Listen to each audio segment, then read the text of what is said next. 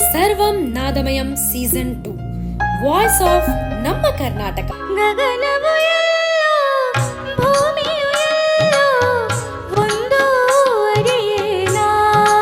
Sir, ಈಗ ನೀವು ನಿಮ್ಮ ತೀರ್ಪನ್ನು ಹೇಳಬೇಕು.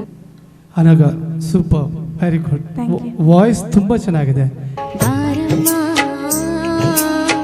ಬಡವರ ಮನೆಗೆ ದಯ ಮಾಡಮ್ಮ.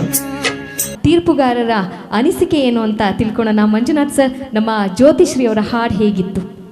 ಹೃದಯ ಸಮುದ್ರ ಕಲಕಿ ಹೊತ್ತಿದ ವೇಷದ ಬೆಂಕಿ ರೋಷಾಕಿ ಜ್ವಾಲೆ ಉರಿದುರಿತು.